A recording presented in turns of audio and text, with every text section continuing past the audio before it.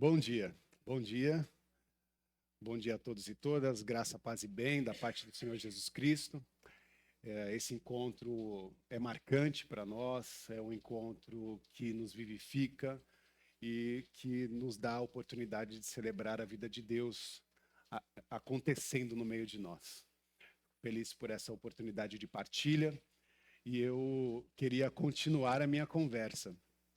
Porque eu já tenho aquecido nos dois últimos domingos alguns temas e percorrendo algumas histórias que eu quero trazer nessa reflexão como complemento dessa trajetória que nós estamos construindo de fé, fé viva, fé comunitária, fé encorajada e fé que se debruça uma responsabilidade, né, para o viver.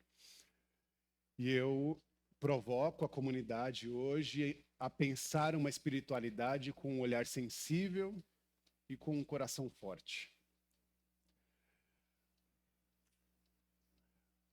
Amém. Vamos orar? Consagre o seu coração e mente ao Senhor.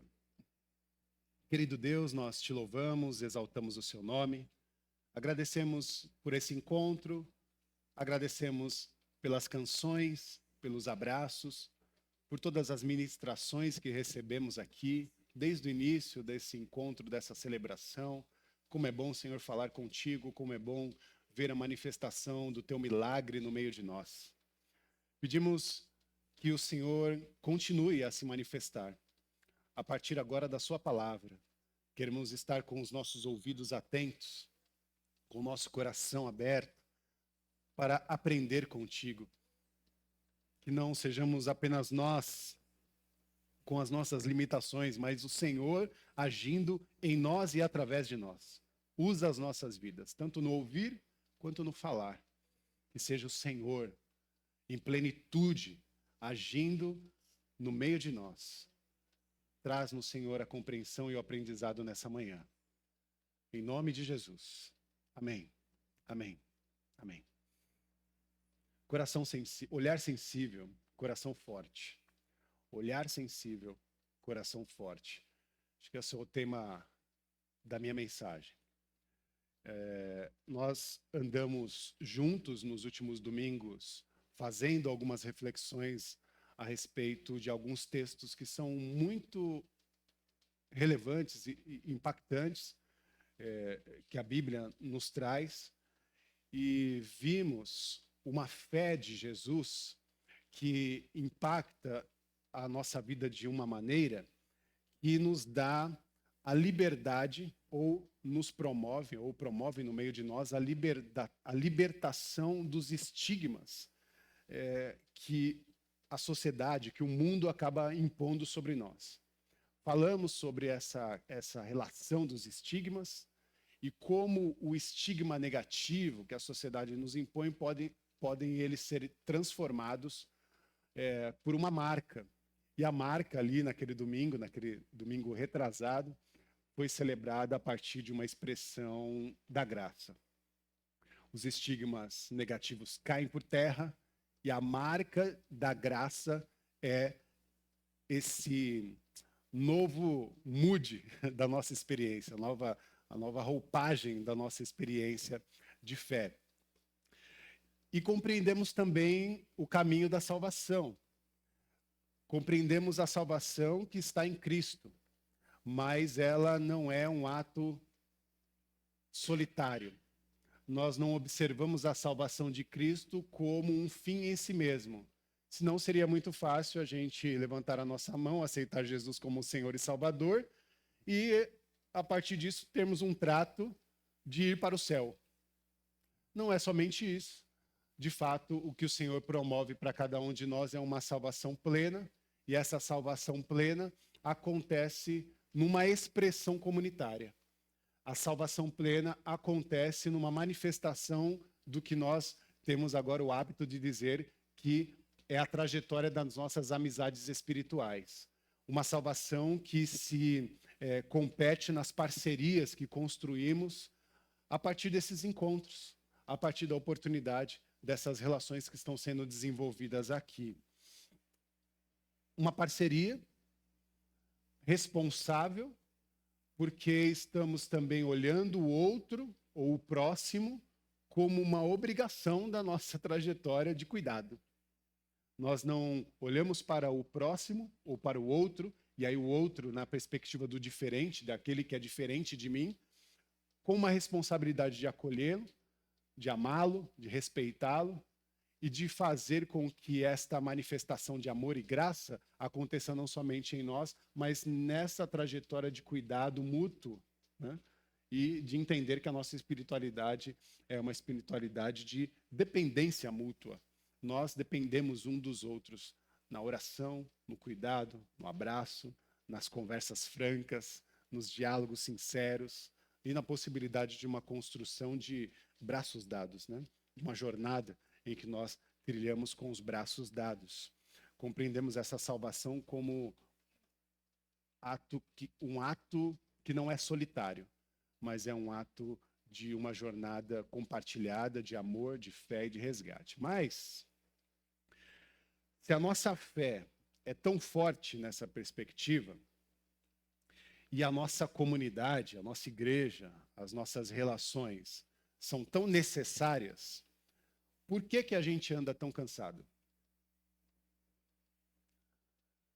Se a nossa fé se mostra tão forte nessa trilha de espiritualidade que está proposta para nós, e se quando observamos a nossa comunidade, percebemos essa comunidade como uma expressão necessária para a nossa jornada, por que é que a gente continua tão machucado ou tão amargurado? Por quê? Porque estas sensações acabam impactando as nossas vidas, mesmo a gente ainda construindo uma espiritualidade tão forte e uma comunidade tão comprometida. E aí eu me arrisco a dizer que tudo isso parte não só de um cansaço físico, que de fato a gente está muito desgastado, cansado, por conta do nosso cotidiano, da nossa agenda, do corre, do trabalho ou da busca pelo trabalho, mas é também um cansaço da alma. Nossa alma está cansada. E essa alma cansada, ela é fruto de uma guerra silenciosa que está dentro do nosso cotidiano. Eu coloquei o termo de guerra silenciosa, mas às vezes ela é muito barulhenta, né? Talvez no mundo de hoje a gente vê a nossa alma sendo impactada por guerras silenciosas e guerras muito barulhentas. E é por isso que a gente está cansado. Então não é só um cansaço físico, é um cansaço existencial. Tem hora, eu não sei se acontece com você, mas eu tenho, por mais que eu me debruce a buscar o conhecimento geral, né? O conhecimento do nosso tempo, tem hora que eu não aguento mais ouvir um jornal, ouvir um debate, ler as notícias. Meu Deus, eu me sinto cansado. E aí esse cansaço não é só físico, é mental, é da nossa estrutura, é da nossa alma, porque a gente acaba sendo abalado, né, por muitas questões, muitas violências, muitas... É terrível isso. E essa angústia que a gente sente, ela também não vem só das violências. Essa angústia, ela não vem só, por exemplo, da violência que atingiu as vidas e as famílias vulneráveis que moram, por exemplo, no Complexo do Alemão, que moram ali no Complexo da Penha e que, infelizmente, nós assistimos aquele terror e aquela violência que aquelas famílias e aquelas vidas sofreram nessa última semana. Se você acompanhou, certamente, claro, se você também tiver um coração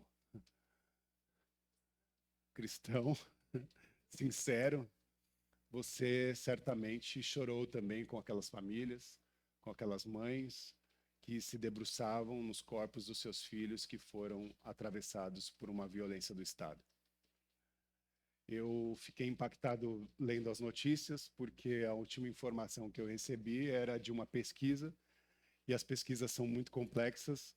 A gente nem sabe de fato a origem dessas pesquisas, mas a pesquisa que me chegou era que mais de 80% das pessoas entrevistadas aprovavam a ação do Estado naquele lugar. Isso me entristece. Isso também é um diagnóstico. A nossa sociedade está doente. A nossa sociedade está doente. E ela está doente porque ela olha para vidas, independente da situação, porque nós sabemos que aquele ato eliminou vidas que faziam parte, né, de um, de um, de um sistema violento, mas ali também haviam outras vidas que foram vítimas dessa ação do Estado e que também foram marcadas. Inclusive, uma das amigas que estava comigo agora em Salvador, eu lembro que a gente estava indo embora no aeroporto e ela falou: nossa, eu estou muito feliz. Ela mora no Complexo da Penha. E ela falou: ah, eu estou muito feliz por esse encontro, estou saindo daqui reavivada, mas agora estou preocupada porque quando eu descer do avião e chamar o Uber para o complexo, vai ser uma outra trajetória. Eu vou ter que chegar lá, eu vou ter que descer. Ela mora no pé do morro e ela falava que o horário do voo dela era tarde.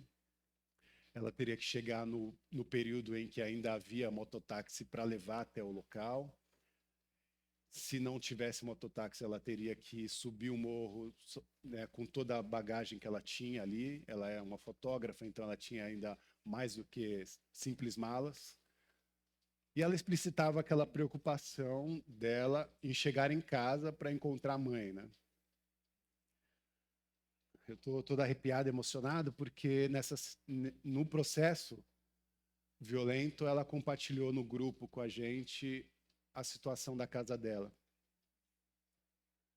Ela mora com a mãe e a casa dela foi alvejada por, por tiros diversos, onde ela ficou num lugar ali protegido junto com a mãe e, e mostrava, né, o quarto dela. Falou: ah, se eu estivesse no quarto, talvez eu não estaria falando com vocês, né? E ela mostrou o quarto dela, os vasinhos, as plantinhas dela ali que ficava na frente do quarto, estavam todos praticamente destruídos por conta da quantidade de tiros, especialmente porque ela morava no olho do furacão do conflito.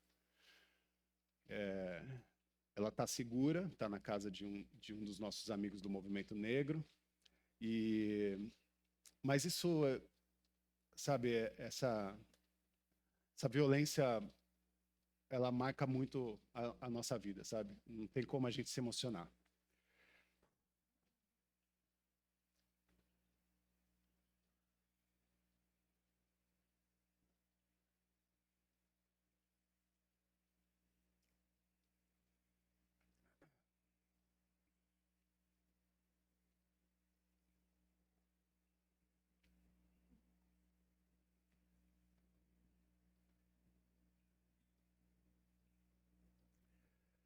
Então, meus irmãos, é um cansaço que não é físico, é da alma. Um cansaço que nos angustia, né? Não só por conta dessa violência, mas é uma dor, né? Que infiltrou a nossa sociedade.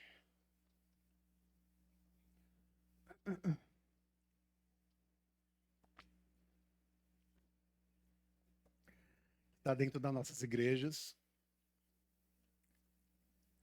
É uma violência que está dentro das nossas famílias, está no nosso trabalho, no ambiente do nosso trabalho, nas relações que nós construímos. E pior que essa violência, ela está na mesa de jantar. Estou dizendo que a insensibilidade alcançou esses espaços. A igreja está aplaudindo essa violência. Parte da igreja. acha correto a ação policial, da maneira que foi. Parte da igreja.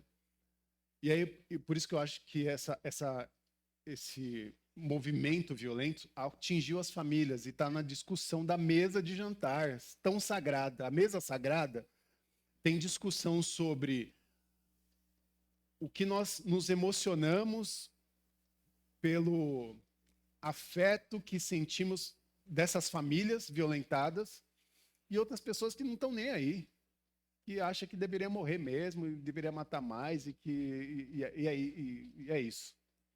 Insensibilidade. E aí o nosso coração, ele está em guerra. O nosso coração, ele está em guerra e ele está em disputa. Nós, infelizmente, precisamos compreender que somos uma sociedade fraturada. Uma sociedade que está marcada pela violência, pelo sofrimento. E essa sociedade machucada por uma ruptura que nós mesmos criamos. Porque abrimos o nosso coração para as divisões, para as guerras. E agora eu não estou falando só da guerra do Estado contra a favela. É as guerras que nós instalamos dentro da nossa casa, junto com os nossos familiares, junto com os nossos afetos. Nós instauramos esse movimento de guerra e de violência. Então, o que eu quero provocar nessa mensagem é mostrar que o nosso coração está em guerra e o nosso coração está em disputa. Guerra porque nós respondemos às contingências da vida a partir dos nossos traumas. E respondemos os problemas da vida a partir dos nossos medos. Quando uma pessoa fala, deveria matar mesmo, ela não está falando só porque ocorreu isso na consciência dela, mas ela responde isso a partir dos seus traumas e dos seus medos. Ela também é um processo criado por essas violências. Ela responde a partir disso. Um coração odioso, um coração hostil, responde dessa maneira porque, de certa forma, se alimentou de algum ódio e de alguma violência. E fez disso o seu modus operandi. Um coração em guerra. E um coração em disputa. Porque o coração em disputa é um coração que está fadado a entregar as suas emoções, a entregar os seus desejos, as suas aspirações, porque, de certa forma, todas elas são alvo de um interesse e de outras consciências. Para ser mais prático, o que eu estou querendo dizer é que existem pessoas interessadas nas suas emoções. Existem pessoas interessadas nos seus desejos. Quando você abre o seu celular, você abre um aplicativo, você começa a rolar, né? É scrollar, né, que fala? Quando você vai scrollando ali, existem pessoas que estão interessadas no seu desejo, em querer vender algo para você, ou querer a sua mente, querer o seu coração. Você ouve um discurso, e aquele discurso, se não examinado, se não pensado, se ele atingir o teu coração, que provavelmente está odioso, machucado, violentado, com medo, e ele for de encontro com aquele discurso com interesse de tomar o seu coração, você vai abraçar aquela narrativa. Isso você vai fazer com que aquela narrativa que você ouviu seja sua. E é nesse momento que o seu coração é cooptado. É nesse momento que o seu coração é roubado. Você ouviu um discurso, tomou o seu coração, as suas emoções, marcadas pelo medo, e você fez daquele discurso uma realidade para para o seu cotidiano. E aí você leva para a mesa do jantar da sua casa. E você fala, é isso aqui que eu acredito. Perdeu o seu coração. Você entende que as nossas emoções, os nossos desejos, eles não são só fruto do capital, né, que está tentando vender sempre um produto novo para você, mas que também está colocando no seu coração o interesse de você ser um replicador de outras narrativas e de outros discursos, muitos deles violentos. Só que eu acredito que uma hora essa casa cai. Uma hora que todo discurso violento, uma hora cai. Cai por terra. Porque todo discurso violento ele é alimentado por mentiras. Eu vou parar por aí, porque a mentira ela tem perna curta, né, como diz popularmente.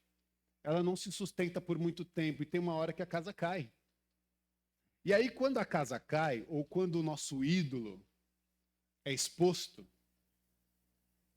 a gente fica fragilizado. Ou a gente fica tentando argumentar para sustentar ou para defender o nosso ídolo, ou a gente cai na real e fala, olha, é melhor eu mudar a minha consciência porque eu fui enganado ou enganada.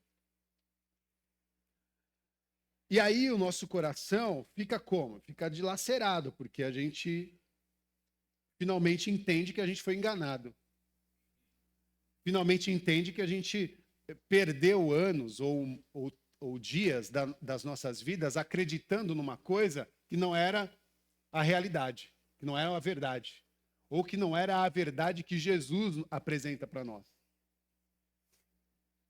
E aí a gente fica ali naquela situação constrangedora, mas compreendendo que agora a gente precisa reestruturar a nossa caminhada, a nossa vida. E é interessante isso, quando a gente se percebe fragilizado e roubado, porque a gente percebe também a nossa condição, a gente olha para dentro. E a nossa condição é assim, olha como eu perdi a habilidade de carregar a maca. Olha o que esse discurso fez. Ter um coração violento, ter um coração odioso. E esse coração odioso me tirou a habilidade de carregar a maca daqueles que estão fragilizados. De carregar a maca daquele que está doente. De carregar a maca daquele que sofre, daquele que está vulnerável. Olha como eu, alimentado por esse discurso, perdi a habilidade de amar o próximo e de me responsabilizar pelo cuidado dele. Então, o nosso maior desafio, meus irmãos, nessa provocação, é lidar não só com o caos que está lá fora, mas é entender o caos que já foi instalado dentro da gente. E é por isso que a sabedoria ancestral da Bíblia grita dentro de nós, nos trazendo Provérbios 4, 23. Em Provérbios 4, 23 diz, acima de tudo, guarde o seu coração, pois dele depende toda a sua vida. Acima de tudo, guarde o seu coração, porque dele depende toda a sua vida. Guardar o coração é mais do que orar, tá bom? Guardar o coração, eu considero estratégia de sobrevivência. Na sociedade, no mundo, na situação de mundo que a gente vive, estratégia de sobrevivência é guardar o coração. Guardar o coração, porque a estratégia de sobrevivência, de guardar o coração, exige de nós, inclusive, um paradoxo. E o paradoxo é o tema da minha mensagem. Olhar sensível, coração forte. Olhar sensível e coração forte. É um paradoxo. E aí eu vou tentar destrinchar rapidamente esses dois pontos, para que a gente possa sair daqui para essa semana refletindo sobre a nossa condição e sobre como nós podemos agir no mundo que sofre, mergulhados nesse paradoxo da nossa espiritualidade. O primeiro paradoxo é o paradoxo da força, que é a sensibilidade como instrumento de resistência. Porque, primeiro, parece incompatível, né? Sensibilidade e resistência. Parece incompatível. Porque a vida, infelizmente, foi ensinando para nós que força é insensibilidade. Força é exercício de brutalidade. Quando o Estado fala, eu vou colocar a força, ele vem com o seu movimento brutal. Ele não tem sensibilidade de discernir o povo, ele não tem sensibilidade de discernir a família, as famílias, a condição vulnerável do território, ele não tem. Ele só vai para o objetivo com o coração brutal e produz as suas violências. E aí a gente fala, força e sensibilidade não é compatível. Mas, meus irmãos, a Bíblia Sagrada inverte completamente esse conceito. E traz para nós a compreensão desse paradoxo, de entender que sensibilidade é força. Porque o apóstolo Paulo vai chamar isso do nosso culto racional. E o culto racional é a defesa do coração, que está vulnerável. E o que o apóstolo Paulo fala em Romanos, capítulo 12, versículo 1 e 2? O apóstolo Paulo dá para cada um de nós um método de proteção do nosso coração vulnerável. E o que ele diz lá em Romanos 12, 1 e 2? Ele diz assim, portanto, irmãos e irmãs, rogo-lhes pela misericórdia de Deus que se ofereçam em sacrifício vivo, santo e agradável a Deus, a este culto racional de vocês. Não se amoldem ao padrão desse mundo, mas não se amoldem ao padrão desse mundo, mas transformem-se pela renovação da mente, para que sejam capazes de experimentar e comprovar a boa, agradável e perfeita vontade de Deus. Estão comigo, meus irmãos? Guardar o coração, por exemplo, lá em Provérbios, que nós lemos, é o objetivo. E quando nós falamos de renovação da mente em Romanos, como o apóstolo Paulo diz, é método. Em Provérbios, objetivo. Em Romanos, metodologia. Como nós guardamos o nosso coração. Não se moldem ao padrão desse mundo. O padrão do mundo é essa polarização. O padrão do mundo é a guerra de nós contra o outro. O padrão do mundo é o ódio. O padrão do mundo é a forma de julgamento fácil, sem ponderações. O padrão do mundo ou da sociedade, enxergue mundo como sociedade, o padrão é insensibilidade, especialmente da dor dos estigmatizados, dos vulneráveis. Esse é o padrão. E o que o apóstolo Paulo nos oferece é resistência a todo e qualquer gesto de maldade ou violência. Porque ele está dizendo para que nós sejamos um sacrifício vivo. E essa é a nossa resistência diária. Ser um sacrifício vivo é fazer que cotidianamente a nossa experiência de vida seja uma experiência de resistência ou de recusa ativa em participar dos movimentos de injustiça. É um compromisso ou um comprometimento posto pela comunidade, pelo corpo de Jesus, pela igreja, de não ser parceira de qualquer tipo de movimento de injustiça, de violência ou de morte. Esse é o nosso comprometimento, esse é o comprometimento de Jesus. E com Jesus, nós nos responsabilizamos a não proferir violência com a nossa boca. E só é possível se o nosso coração não foi cooptado pelas consciências do nosso adversário, do adversário da nossa alma.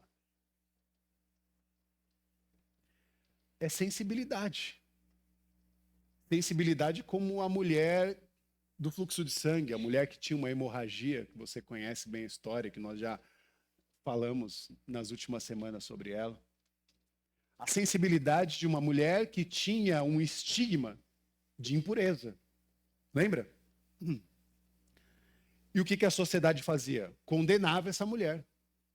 E condenava essa mulher, com esse estigma de impureza, ao isolamento e à insensibilidade. Mas o que essa mulher fez? Ela se manteve sensível àquilo que Deus poderia fazer. Ela não estava preocupada com o que a sociedade colocava sobre ela. Obviamente que ela tinha suas preocupações, os medos, as angústias. Ela sofria por conta do que a sociedade colocava sobre ela. Mas não foi isso que limitou o caminho dela para o encontro com Jesus. E aí ela foi adiante, sensível à voz de Jesus, à voz de Deus, à voz do sagrado. E essa sensibilidade que nós vimos nessa mulher não é fraqueza. Está compreendendo? Então, fragilidade e força é um paradoxo se nós tivermos, ou se nós nos debruçarmos a compreender na perspectiva da nossa sociedade. De fato, é um paradoxo. Mas Jesus inverte essa lógica, ele vai dizer que sensibilidade é força, porque essa mulher estava sensível ao sagrado e ela se fortaleceu a ir em encontro desse sagrado. E foi a partir disso que ela se mostrou uma mulher com uma resistência profunda a todas as adversidades que foram levantadas contra ela. E ela se manteve sensível a quê, meus irmãos? A graça do Senhor. Então, a minha oração é que você proteja o seu coração e os seus pensamentos. A minha oração é que você proteja a sua consciência da maldade de uma consciência terceira. Não terceirize o seu pensamento. Não terceirize a sua consciência. Não terceirize as suas emoções. Não vire um robozinho de tweet de gente violenta. Não vire um robozinho de políticos mal intencionados. Não vire um robozinho de religiosos mau caráter. Cuidado, guarde o seu coração. Guarde o seu coração. O culto racional é cuidar-se para manter a sensibilidade e para que assim você busque o toque de Jesus, né? O toque em Jesus e a compreensão de amor ao próximo. Segundo e último ponto. Sensibilidade e força. E o segundo ponto é a saída. Qual é a saída para essa condição, para essa situação que ele está posta? Como que nós saímos dessa condição? Nós saímos com essa força que nós acabamos de falar e nós usamos essa força com lamentação. Nós vamos usar essa força com as nossas lamentações. Quem escreveu o livro de Lamentações? Muito bem. Jeremias. Se a nossa alma está machucada, se a nossa alma está amargurada, se nós sentimos cansaço ou cansaços, se nós sentimos enfraquecidos, ou se nós estamos enfraquecidos, o que nós fazemos, ou como nós respondemos o veneno da angústia? Diante dessa condição, como que nós respondemos essa angústia? O apóstolo Paulo vai dizer que o culto racional não é reprimir a dor, não é esconder o sentimento. A força não é fingir que a dor não existe. Esse é o culto racional. Não é esconder a dor, não é fingir que ela existe. Não é manipular a espiritualidade para fazer com que a realidade do sofrimento ela pode ser maquiada. Não é isso. O caminho bíblico, e aí fazendo alusão a Jeremias, o caminho bíblico é o desabafo sincero. E aí eu coloco sincero junto com a palavra, porque é desabafo sincero. Não adianta a gente desabafar de maneira também, sabe, à torta e à direita. Não, a gente precisa desabafar de maneira sincera. O desabafo sincero gera uma lamentação profética. O desabafo sincero gera uma lamentação profética porque tenta responder à grande pergunta: o que é que eu faço com a dor e essa angústia que está dentro de mim? E a resposta é: leve toda essa dor e essa angústia diante do Senhor. E leve a Ele os seus desabafos e os seus lamentos. E seja sincero. Seja sensível, seja sincero. Seja sincero e sensível como o profeta Jeremias, que não conseguiu guardar dentro do teu peito e foi forte o suficiente para chorar a dor do seu povo. Isso é extraordinário, meus irmãos. Alguém que não conseguiu guardar a angústia e foi diante de Deus ter uma conversa franca com Ele.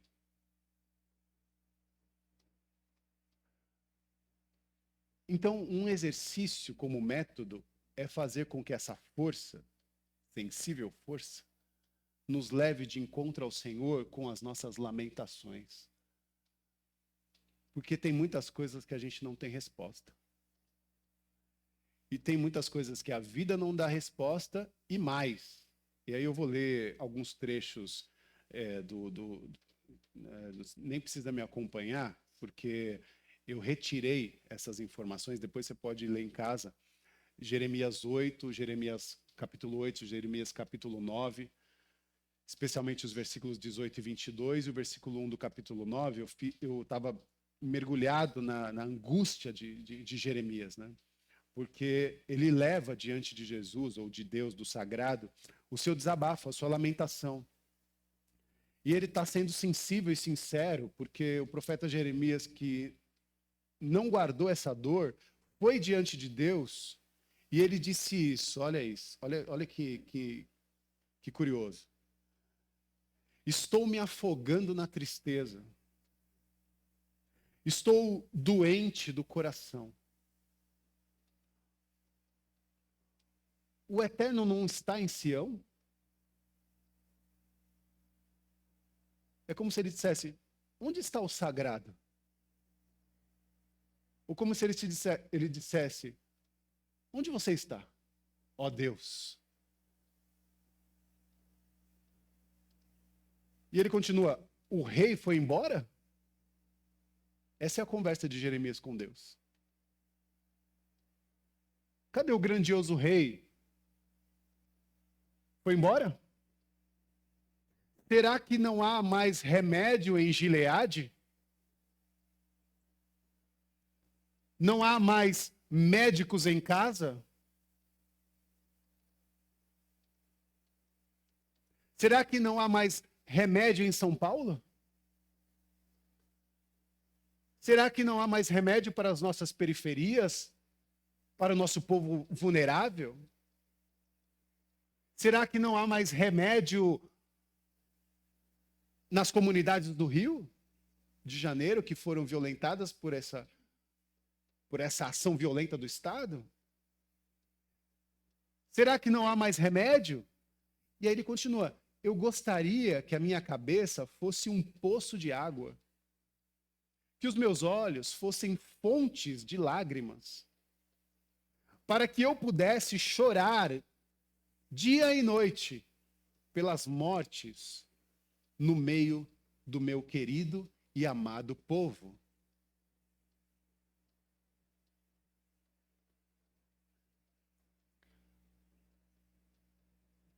Aqui está a força, meus irmãos, minhas irmãs. A força de Jeremias não estava na imunidade da sua aflição.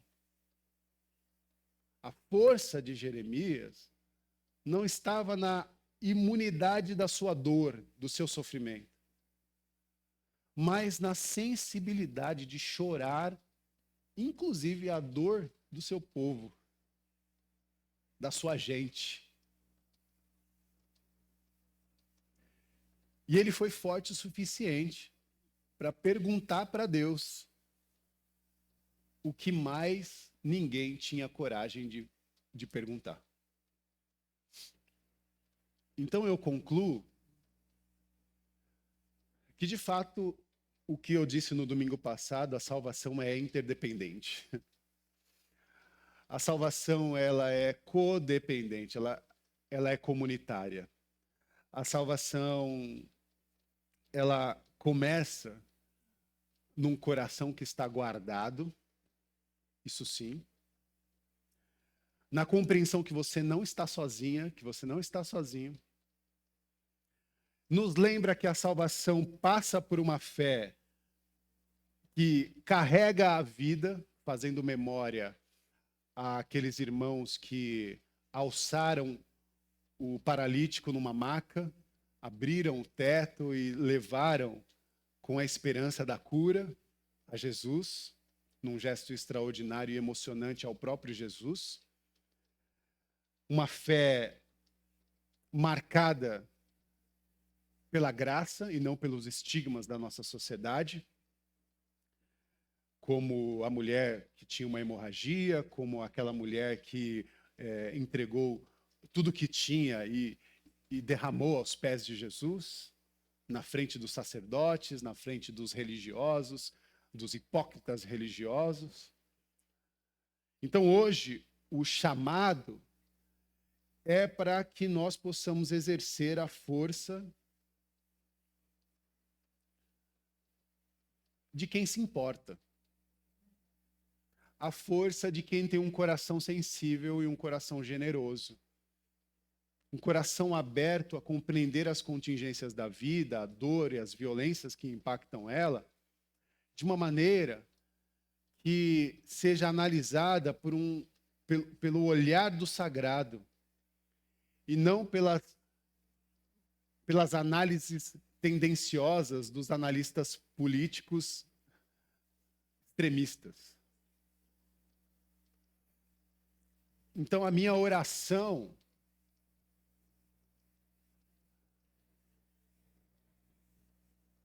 é para que a gente possa exercer a nossa força por que realmente importa. É o amor, o cuidado e o respeito para com o próximo. Mas para a gente amar o próximo, a gente precisa primeiro guardar o nosso coração. E guardar no nosso coração é método de se amar. Porque a gente não vai conseguir amar o outro, o próximo ou o diferente, se a gente primeiro não se amar, não se respeitar, não se cuidar. A minha sugestão é para que você tenha um olhar sensível. A minha sugestão e a minha oração é que você tenha um coração forte. Para que você, depois disso, ore por todos aqueles e aquelas que sofrem ou que sofreram uma perda. Uma perda.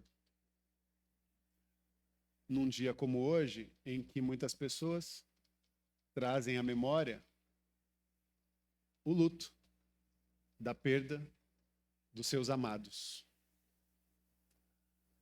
Só um coração sensível e forte pode interceder por alguém que sofreu uma perda.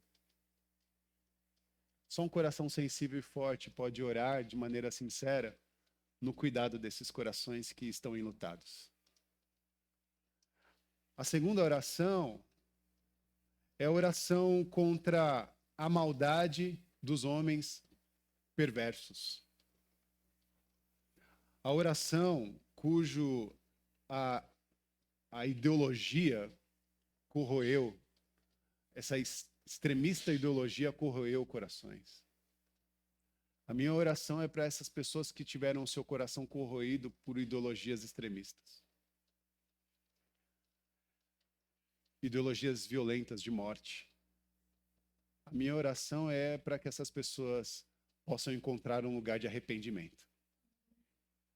Para que essas pessoas possam encontrar um lugar de arrependimento, de uma jornada de ressignificação da sua trajetória. E a minha oração continua a ecoar a viúva.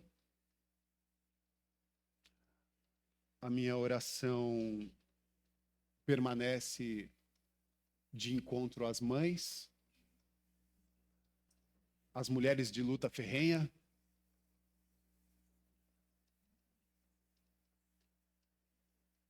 e a minha oração é que a gente firme o compromisso de não tirar as crianças de vista.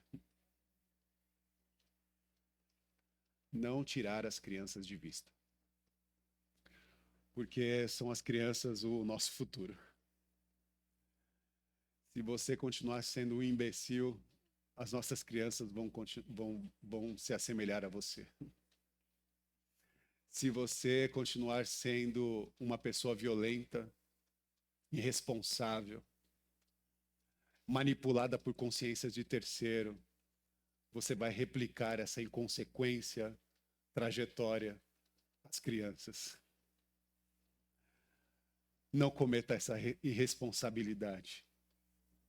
A minha oração é que nós não tiremos as crianças de vista, mas que nós sejamos adultos responsáveis conosco, com a vida, com o próximo, para que o futuro do coração guardado seja livre de todo ódio, de toda maldade, de toda violência. Que o ódio não vença, mas que o amor e a graça do Senhor se manifeste na história como tem se manifestado a partir de poucos. Como o nosso querido professor Ariovaldo disse, né, aqui, o evangelho para poucos. A palavra de Deus, a manifestação do Cristo é para poucos. A mesa está preparada para todos e todas, mas são poucos que se assentam nela. São poucos que querem se assentar nessa mesa. Que a sua sensibilidade seja um testemunho do culto racional. E que Deus nos abençoe com força para chorar. Que Deus nos abençoe com sensibilidade para curar um mundo que está fragmentado, doente e que sofre. Que Deus nos encoraje a sermos todos e todas gente de olhar sensível e de coração forte. Que Deus nos abençoe. Eu quero preparar essa mesa. Você vai receber o cálice, você vai receber o pão. E eu peço para que você faça isso. Não deixe de pegar o cálice e o pão, porque a mesa é para todos. Não se afaste da mesa. Não se afaste da mesa. Esse é o pão, é o corpo partido por cada um de nós. E esse cálice que você está recebendo é o cálice da nova aliança de Jesus. A aliança que Jesus propõe para todos e todas nós. Não coma do pão ainda, não beba do cálice, até que todos e todas se sirvam, para que nós possamos fazer esse movimento de maneira conjunta. Porque é de maneira conjunta, como um corpo vivo, que nós celebramos essa mesa e celebramos isso em memória de Cristo Jesus, o nosso Senhor e Salvador. Porque toda vez que você come desse pão e bebe desse cálice, você anuncia a vinda de Jesus. E aí você deve se perguntar, Jesus, Jesus não, é Rafa, porque quando que Jesus volta? Jesus sempre volta quando ele encontra um coração como o seu, aberto para ser sensível e forte. Jesus sempre volta quando ele encontra pessoas que estão dedicadas em promover um ato de justiça e de generosidade num mundo fragmentado que sofre.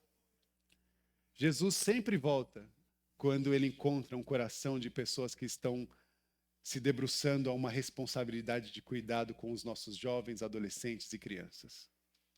Jesus sempre volta quando ele encontra um coração que está debruçado em se manifestar em justiça e em luta para com as nossas mulheres que estão marcadas por um sofrimento ou chorando o luto da perda dos seus filhos. Jesus sempre volta para pessoas que estão orando ou que estão com o coração como Jeremias, dedicados a se tornar um rio de lágrimas a um povo que sofre, a um povo que está marcado por uma violência. Jesus sempre volta quando encontra um coração que está anelado a essa experiência da salvação. Você recebeu aí o pão que deixa de ser uma substância natural e passa a ser o corpo de Cristo que foi fragmentado, marcado pelo sofrimento e pela violência. Esse corpo violentado morreu em favor de nós. Foi entregue em favor de nós, para que nós não sofremos mais nenhuma violência. Se existe alguma violência acontecendo no mundo, em nome desse corpo fragmentado, nós vamos nos erguer para que essa violência acabe, para que essa violência tenha fim, para que toda e qualquer violência, preconceito, racismo ou miscigenação ou toda qualquer violência, homofobia, que todas essas violências, todas elas caiam por terra em nome do corpo fragmentado e violentado, em nome de Jesus. É em nome desse corpo que nós vamos contra todas a maldade, porque é em nome de Jesus que nós dizemos: onde está, ó morte, a sua vitória? Onde está, ó morte, a sua capacidade de ferir? Aqui não, Satanás. Né? Não é assim que... Aqui não. Arreda-te daqui, em nome de Jesus. O corpo vivo que venceu a morte está sendo celebrado e em memória nós comemos, porque esse corpo encontra um coração dedicado a ele. Faça isso em memória de Jesus. Pode comer do pão.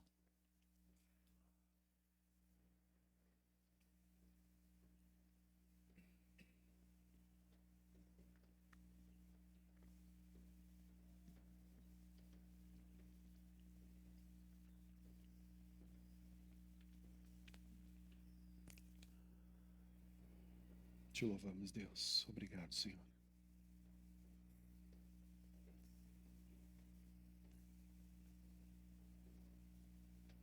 Obrigado, Jesus. Obrigado pelo teu cuidado, obrigado pela tua cura, obrigado pelo teu abraço, obrigado pela forma como o Senhor nos acolhe nessa manhã. Obrigado, Senhor, por nos dar uma nova oportunidade. Obrigado, Senhor, por poder, a partir da coragem que o Senhor coloca em nós, erguer a nossa fronte, a nossa face e nos colocar à disposição de continuar lutando contra todas as injustiças. A nossa oração é para encontro de todos e todas que sofrem. A nossa oração vai de encontro a toda a maldade de um mundo perverso. A nossa oração vai de encontro a toda a gente. Toda a gente. O Senhor morreu para toda a gente. O Senhor sofreu por toda a gente. E o Senhor promoveu uma mesa para toda a gente.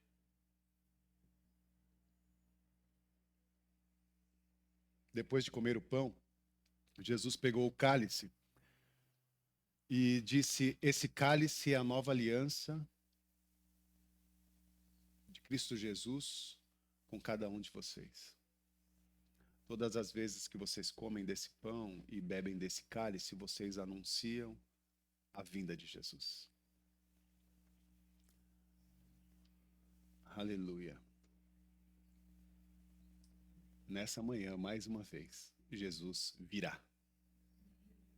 No brinde desse cálice, Jesus virá. Faça esse brinde. Brinde com a pessoa do seu lado, diga saúde, o brinde da nova aliança de Jesus. O brinde da nova aliança do Senhor Jesus. Essa é a nova aliança. Saúde. Pode beber do cálice. Um brinde, um brinde.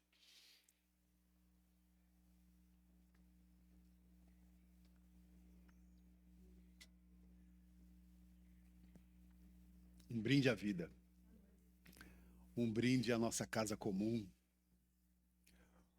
Um brinde à família de Deus que se fortalece nessa aliança. Um brinde a um sorriso novo que o Senhor nos dá. A uma esperança nova que o Senhor cura e nos dá. Um brinde à possibilidade de compreender que Jesus voltou em cada um de nós.